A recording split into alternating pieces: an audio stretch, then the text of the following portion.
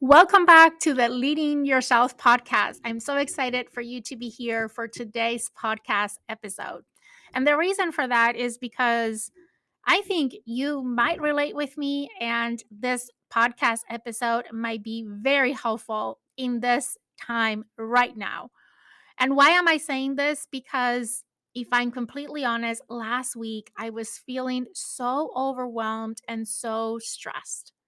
There's so much going on in all areas of my life. My to do list is 3 miles long, and there's only so little time left in this year to get everything done. And everything seems chaotic, and I was really unorganized. I didn't knew where to focus my energy. I was finding myself jumping from one thing to another, not finishing anything, and feeling really, really overwhelmed. And I feel like when you feel that way, you feel that is the worst that it has ever been.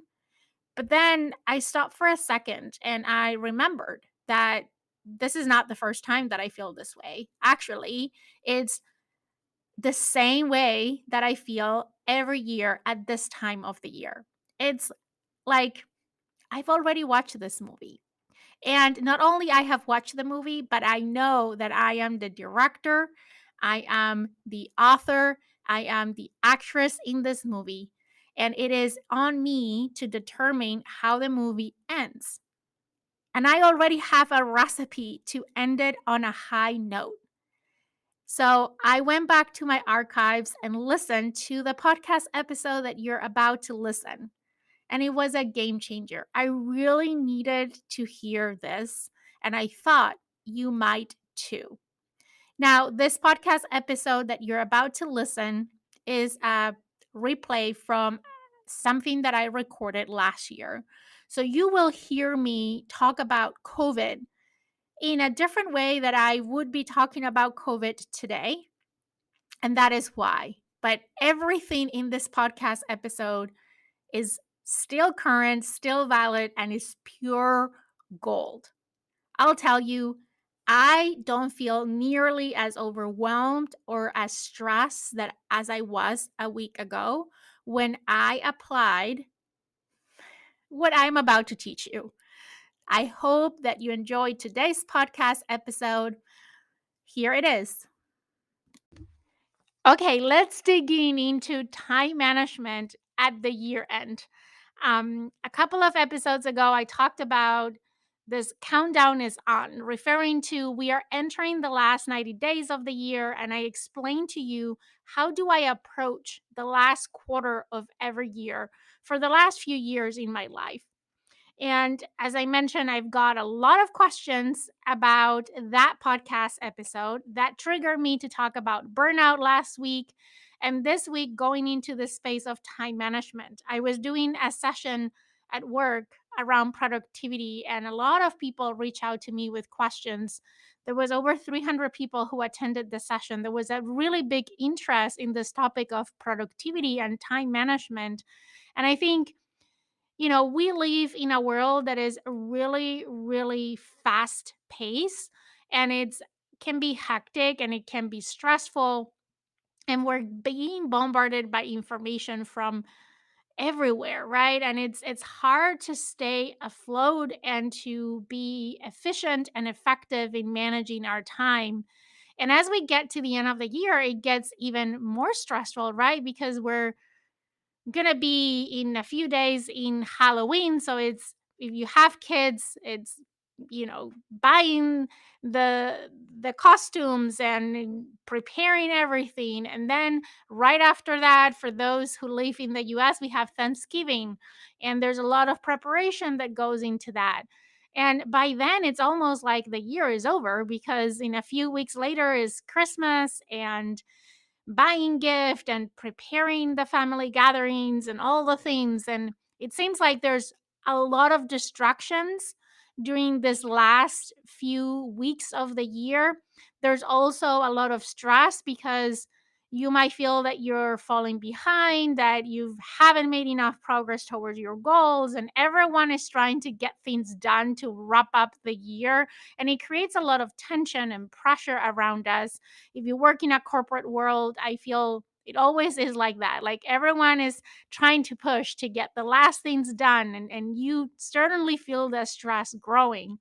And it can be challenging at times to decide, where should I be focusing my energy? What should I be working on? What should I focus on? And we end up trying to do a gazillion amount of things and end up not ending or finishing any of them, and feeling that we end the year and we didn't accomplish our goals.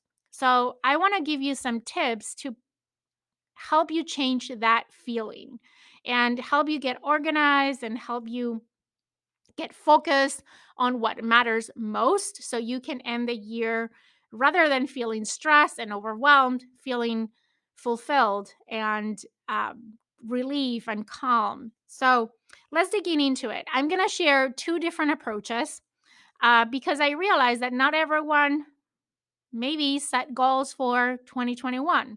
So I'm going to give you two different approaches. Actually, you can combine both approaches into one big approach, or you can use them as separate approaches.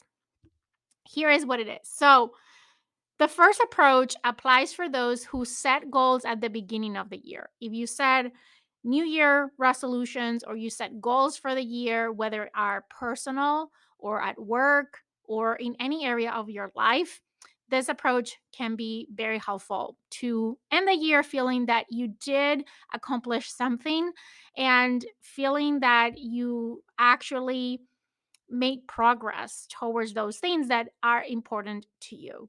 So here's what I do. What I do at this point of the year, if I'm feeling overwhelmed, if I'm feeling okay, I have so many things to do and I don't know what to do first, and I don't know what to focus on, and I start one thing and then I start the second and the third and the fourth and the fifth thing, and then I feeling so overwhelmed that I give up on all of them. So, here is a simple process to follow. The first thing that you want to do is to grab a piece of paper and list all your goals, all the goals that you had for this year, whether you set those goals January 1st of 2021, whether you set your goals at the beginning of this month, doesn't matter. Any goals that you have for this year or this season, just write them down on a piece of paper. And then I want you to have, probably this is not an exercise that you're going to be able to do as you listen to me, but what you can do is you can pause me to do the steps of this little process, or take some notes, or come back to this podcast episode later when you have time and you have everything that you need to do the exercise. But you're going to need a piece of paper, probably a few pieces of paper, or a notebook, or maybe a Word document in your computer, a Google document on your computer. You're going to need a set of highlighters, two colors of highlighters, two different colors. You can pick whatever color you want, or whatever color you have available. And step number one, as I said, you're going to list all the goals that you have. Anything that you set at the beginning of the year, as I said, maybe was at the beginning of this month, maybe was even this week or today or yesterday, but list all your goals for 2021. And then I want you to pick one highlighter, any color that you want, and highlight any of the goals in your list that you have actually accomplished, things that you have finished. Like cross them off with a highlighter. And after you do this, I want you to pause and look at this piece of paper and take a minute to acknowledge the things that you have completed. Many times we focus just on what we have left to do, and we pay very little attention to what we've already done and what we've already accomplished. So I want you to celebrate the fact that you've achieved some of these goals in this list, right? And give you a little tap on the shoulder, and really acknowledge your accomplishments. Then I want you to pick a different color of highlighter and highlight those goals in that list that you've made some level of progress, but they're not finished. Like you haven't completed the goal, but you have made some level of progress this year. And once again, after you highlight every one of those goals where you've made some progress, I want you to take a minute to acknowledge the progress that you've made, to celebrate the progress that you've made. Because again, when we have an incomplete goal, our minds typically go to why we haven't finished it or what we haven't finished versus what we have already accomplished and what progress we've already made. And progress is very important, right? I think sometimes making progress is even more important, more critical than completing the goal. So, what I want you to do is to acknowledge that progress. And then I want you to look at that piece of paper and look at anything that you highlighted in that second color, things that you started but you haven't completed, or anything that is not highlighted, meaning those goals that you haven't even started working on, right? And I want you to ask yourself a few questions. You don't have to write this down, but just think about it and reflect for a second. Ask yourself, first of all, are these goals still valid? Like, I feel a lot can change over a year, right? And I think when we started 2021, I don't know about you, but when I started 2021 and I set goals for 2021, in my mind, I was visualizing a world without COVID. I was visualizing us as a society, as a world, getting out of this pandemic. And I visualized 2021 very different than 2020. And I don't know about you, but I feel that 2021 hasn't been that different than 2020. We're still socially distancing. We're still wearing masks in a lot of places. We're still trying to be careful. I mean, COVID is still there. It's out there. It's real. And it 2021 hasn't been the way that I was envisioning to be. And I think a lot of us set ourselves for disappointment when we visualized 2021, right? And we had this high hopes of going back to our lives before the pandemic. So it might be that a lot of the goals that you set at the beginning of the year are just not valid, are not possible because of the world in which you're living today, or your circumstances, or just the stage in which you are in your life. And things might have changed throughout the year why those goals might not be valid, right? Um, Also, I want you to ask yourself if these goals are aligned with your vision for life. I've talked a lot about visioning, and I know I've talked a lot about doing a lot of visualization exercise. You can see yourself like 5 years from now, 10 years from now. If you have already done such type of an exercise, I want you to ask yourself, are these goals that are in that piece of paper aligned with your vision for the future? If you don't have a vision for the future, this might be a great opportunity to do a vision exercise. And by the way, next month in November, November 12th, I'm hosting a vision board party. I did this last year. I had some friends joining, they really enjoy it. And I'm doing another one again this year. And I'm basically going to guide you to build a vision board for 2022 and beyond. So if you don't have a vision, you should check it out. I'm going to put the link to the vision board party on the notes of this podcast episode so you can check it out. And I'm hosting this vision board party for two reasons. One, because I think we live in such a volatile world that we need to take time to work on our vision, to expand on our vision.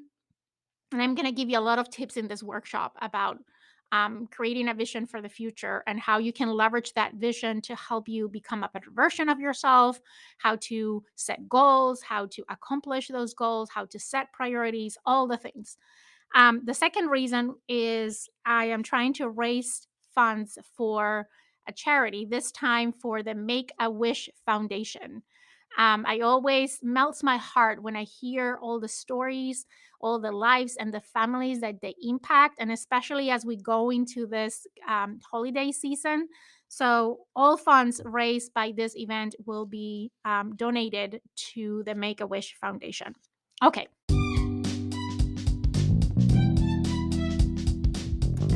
Hey, I just want to interrupt for one little second to let you know that this year I'm hosting again the Vision Board Party. It is going to take place November 18th, and you can find all the details on the show notes of this podcast episode.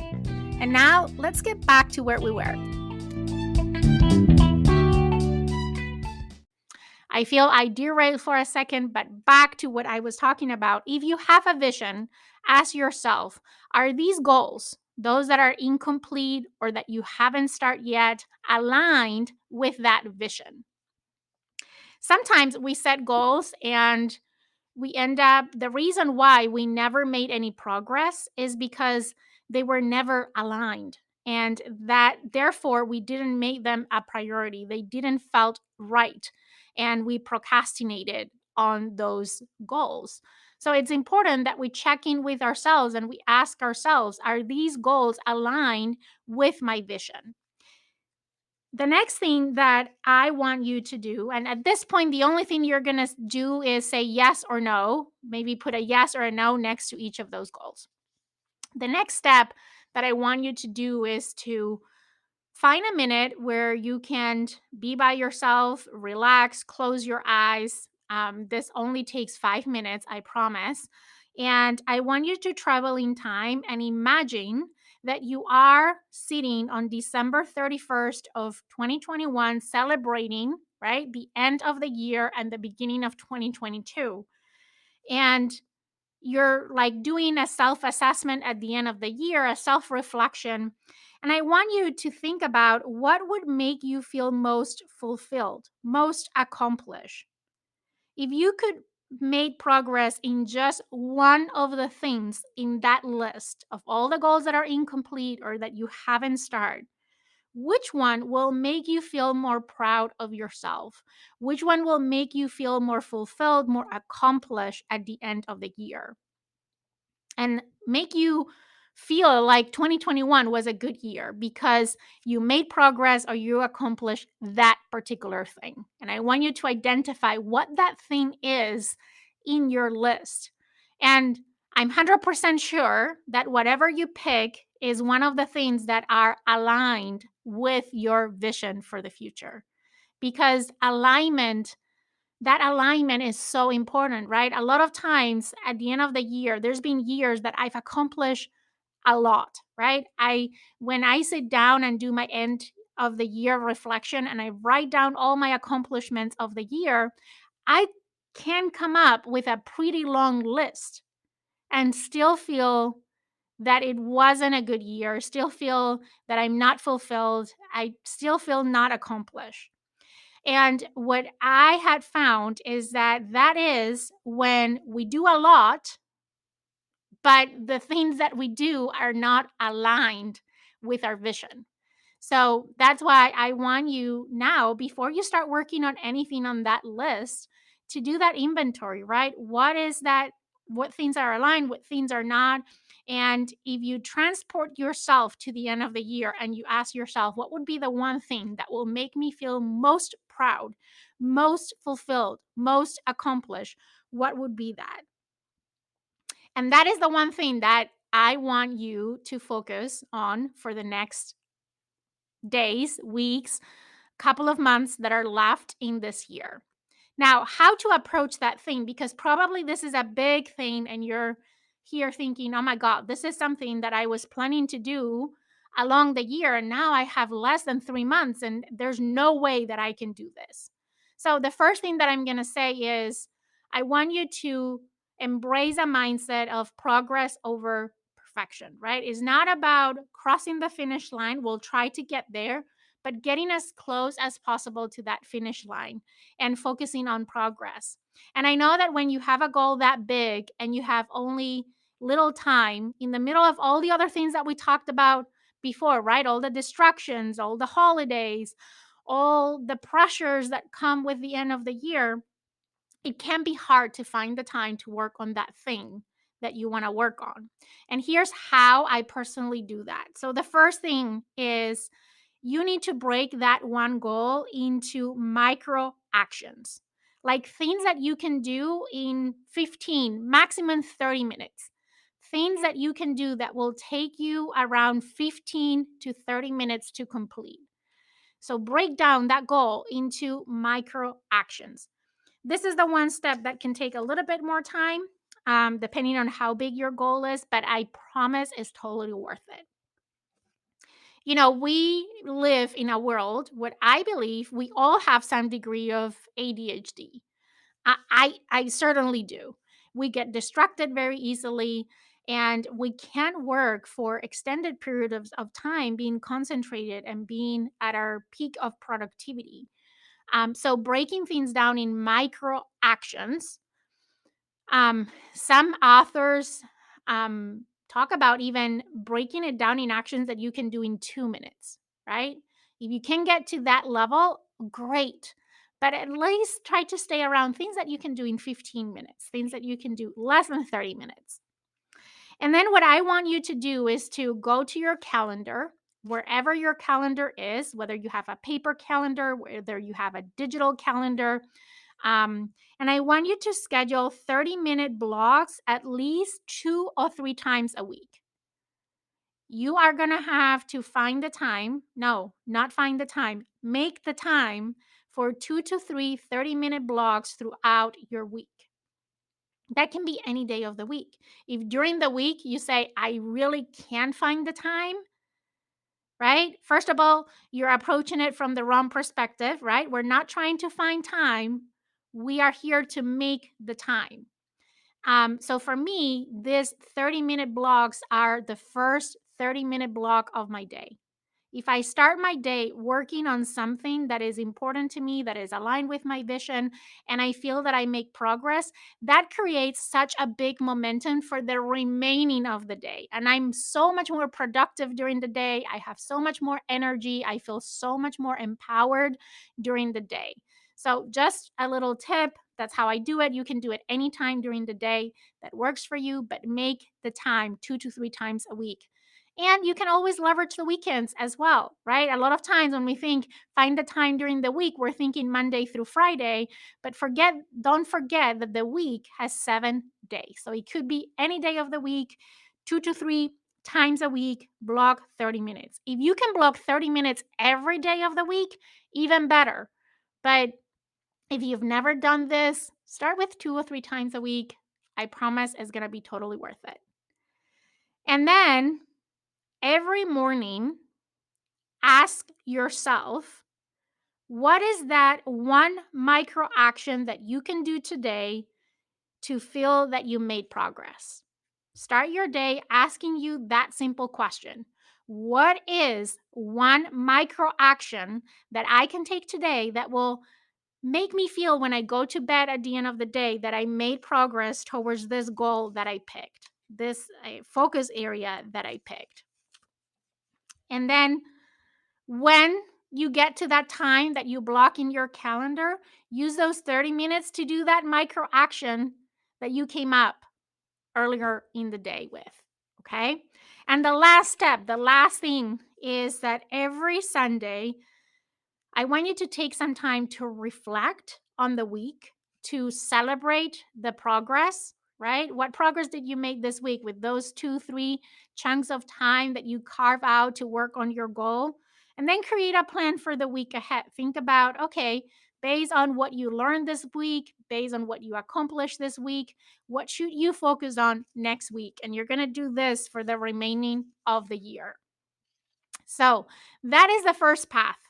I mentioned I had 2 different approaches, right? So this one that I just explained works amazing if you have goals that you have set for the year. Even better if you have a personal vision. If you don't have a personal vision, don't worry, just follow your gut. Think about, putting yourself at the end of the year and thinking what would be the one goal that if you could make progress on or you could accomplish will make you feel most proud of yourself, most fulfilled, and most accomplished. And you can certainly do that approach without having that vision.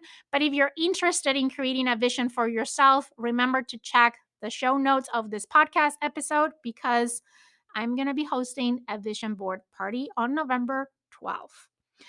Okay, the second approach. And as I mentioned at the beginning, you can use these approaches independently, or you can combine both approaches, because you probably are thinking, okay, that is great to make progress towards that big goal, right? But there's all these other things that I need to do during the year. How do I organize my time to do also all these other things that I have to do? And here's where the second approach comes in.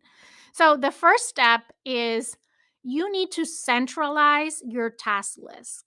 If today I ask you, show me all the tasks that you need to complete, and you start rumbling between your computer and your notebook and maybe post-it notes at your desk or on the fridge door.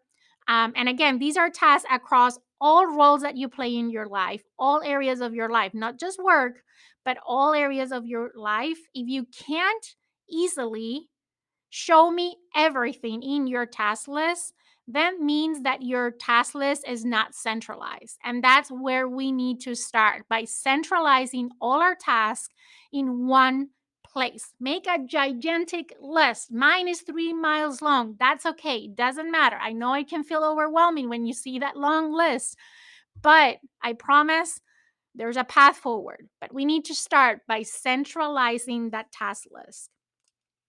And then leave that task list to aside and think and answer this question for yourself.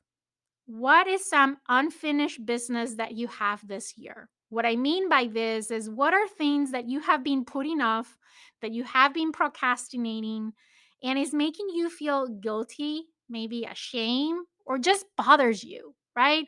Maybe was that physical that you had been postponing and looking to schedule and you haven't scheduled. Maybe is doing a home project that you've been pushing away because of all the other things, and it's bothering you because it's in the back of your head every time that you haven't done it, and it's just bothering you. Maybe you're feeling guilty because you haven't done that thing. Maybe you're feeling ashamed, or maybe it just bothers you, right? So, what are those things? So now you have two lists. Sorry, you have a list of tasks and you have a list of unfinished business. Now I want you to do a third list of all the projects that you're currently working on right now, right? All the projects that you're currently working on right now. And I want you to organize them in three buckets. Bucket number one is the projects that are almost finished, those projects that you're working on, that you're almost done with them. The second bucket is projects that are in process, that you have already started working on and you've made some progress, but there's still some ways to go on finishing that project. And third, I want you to make a list of all the projects that you have to do, that you have to work on, but you haven't even started because you haven't found the time to work on those projects, right? So now we have three lists, right? We have a list of tasks, we have a list of unfinished business, and we have a list of projects. And now I'm going to ask you to prioritize all of those things. And this can take some time, but here's how I do it. I do a big time matrix. Actually, I'm going to put a link on the show notes of this podcast episode so you can download the template to do this exercise. But I have explained this time matrix before here in the podcast. If you're not familiar with it, is a matrix that I personally learned through the 7 habits of highly effective people. I know there's many authors. I don't know who is the one who created this matrix originally, but it's an amazing tool for prioritization. And basically is a 2 by 2 matrix. On the axis, we have things that are important, so importance, and the other axis is urgency. So that creates 4 quadrants, right? When you intersect these two variables. Quadrant number 1 are things that are important and are urgent. Quadrant number 2 are things that are important but are not urgent. Quadrant number 4 are things that are not important but they are urgent. And quadrant number 4 are things that are neither important, neither urgent. So If you want to learn more about this time matrix, um, I will put some links to previous podcast episodes where I explain actually how it works. You can also Google it, just say time matrix, and you're going to find the explanation on how this matrix works. I don't want to go into the details on how the matrix work right now. Otherwise, this is going to be a really long podcast episode. And I feel like you and I have already talked about this before. And if we haven't, you can go back to past podcast episodes or again to our friend Google. He knows it everything. So I want you to categorize all your tasks, all your unfinished business, all your projects in this matrix and identify whether these are quadrant 1, 2, 3, or 4. Let's start with quadrant 4. You're going to forget about quadrant 4. So automatically, anything that falls into quadrant 4 that are things that are not important and are not urgent, you're just going to put on a parking lot, or you're just going to decide to delete them from your radar, from your existence. Don't worry about them, right? Do not worry about them. All of a sudden, you're going to feel that some weight has been lifted from your shoulders, because those are things that were in your head, that were in your task list, that have been maybe bothering you. And now you have permission to let go of them and not work on them for the remaining of the year. And then I want you to circle or highlight, since you have those highlights from before, you can use those highlights to highlight what are the things that you want to prioritize. And I want you to make sure that you pick something from quadrant 2. Things that are important but not urgent. When we're doing this prioritization exercise and we have the pressure that the year is almost over and we have this efficiency mindset, right? We need to get things done and a lot of things done, and I need to finish all these things. We automatically go to quadrant 1 and quadrant 3. Why? Because those are things that are urgent. Those are fires, right? That we need to put off. But I want you to start by identifying activities in quadrant 2. Why do I want you to start with quadrant 2? Because quadrant 2 are the things that we keep pushing off and are the things that are going to make you feel guilty at the end of the year if you didn't do them, are the things that you're going to regret not having done, and are the things that can have the most impact in creating momentum and helping you achieve your vision and become that version of yourself that you aspire to become. So make sure that you pick something from quadrant 2 first. And then go to quadrant 1 and quadrant 3 and pick the things that realistically you can do from now to the end of the year. Um, things that you want to get done. Maybe it's everything, right? Try to question yourself, try to push yourself to see what things do you really need to do, but also think about what things can you delegate to someone. um, and when I talk about delegating, it could be to anyone, right? You can delegate to your spouse, you can delegate to your kids, you can delegate to a peer at work. A lot of people always ask me, I'm like, I don't have a team, I don't have people that report to me, so I don't have anyone to delegate to. I want you to open the aperture of your vision here, of your perspective, and think that you can delegate to anyone, even your boss, right? Think about who is the best person to take care of this item in your list. Who is the person that should take care of this item? A lot of times we take a lot of things on just because we can say no, just because we are afraid of um, letting the other person down, so we just say yes, I'll do it. So think about what are some of those things that you have say yes to that probably you should have said no to, and trying to find a home for those things by delegating, right?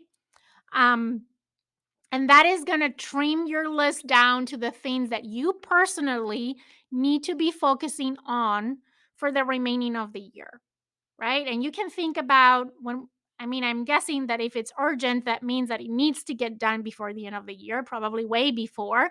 So it's important that you put due dates as well so you know what is more urgent than other things. And that gives you also a perspective of the degree of urgency of those tasks. And then, very similar as we did with our path one, I want you to schedule time in your calendar to work on those things. This might be 30-minute blocks, an hour blocks, but I want you to sit down and start work blocking time to work on those things for the remaining of the year. You know, next week your calendar might be full and you look at next week's calendar and you're like, I can't fit this anywhere. I don't have time to get these things done. Well, but look beyond next week, right? Typically, the closer we get to that week, the more busy that week looks like, right? Because everyone is starting to schedule things in our calendar and things are coming up. So now that we are a little bit further away from, November, December, like I want you to block time to work on those things in that matrix from now to the remaining of the year. Block time every day, every other day, a couple of times a week. That is up to you. How much time you think you need. If you think you need 3 hours to finish everything on your list, schedule 6 hours. Double your estimate because I find that a lot of times we underestimate how much time it takes to do certain things. So double your estimate. However time you think it's going to take you to complete all your things, double your estimation and block that amount of time. You don't have to block all the time at once. I think it's even better if you block little spaces, but just block time. At this point, you don't need to know what you're going to do in every block of time, just block the time. Okay? And then every week, I want you to pick 1 to 5 things from that matrix, from that list that you want to do that week. And then you're going to identify in which of those blocks that you have blocked in advance you're going to use to do what every week. I like to do this on Sundays. You can do it on Monday morning, but this is just going to create some structure around all that massive list of things that you need to do that are making you feel overwhelmed. And one is going to lift some weight off your shoulders of the things that you don't have to worry about and is going to open your eyes on what things you can delegate and is going to trim that list to really the things that you should be focusing on. And again, make sure that every week you're investing some time in that quadrant two, which, by the way, if you're combining both approaches, I bet that whatever you identify on our first approach is probably quadrant two. So if you're doing both approaches, you're already probably taking care of quadrant two. Quadrant two, also things that we find in quadrant two, things that are important but are not urgent, is things like self care, right? Like having some me time, investing time in yourself, in your personal development, in your physical health, in your mental, in your emotional health. So it's also important to schedule some me time and some self care time during the week because, as we said, this last stretch to the end of the year can be really, really stressful. And a lot of times we tell ourselves, okay, once I'm done with all of this, like in January or over the holidays, I'm going to go get a massage or I'm going to go on vacation or I'm going to, however you think or you want to reward yourself and recharge. And I think that is something that we have backwards, right? Because now is when you need to be in your best energy possible. So make sure that you're scheduling time to recharge and think about what are the things that help you recharge. It could be reading a book, it could be going for a walk, it could be getting a massage, it could be exercising, it could be listening to podcasts like the Leading Yourself podcast. Whatever it is that energizes you, make sure that you also put time in your calendar to recharge on a regular basis. So you don't feel burnt out at the end of the day, right? Yes, you can go and celebrate once the year is over and you can breathe and take that vacation or get that massage. I'm not saying not to do that, but make sure that you're also scheduling self care throughout because you need to renew your energy. You need to recharge your energy as you go.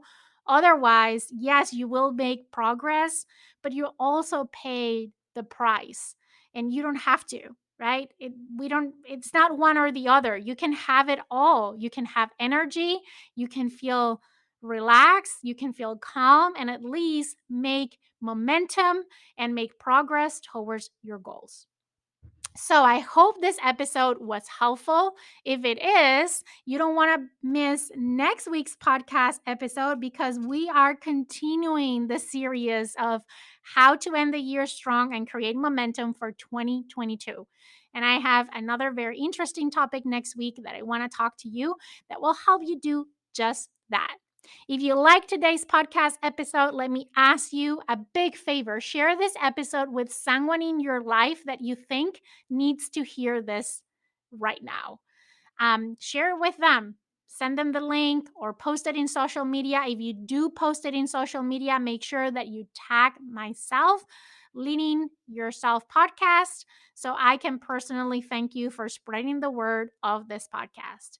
And with that, I hope you have an amazing week, and I will see you here again next week for another episode of the Leading Yourself Podcast.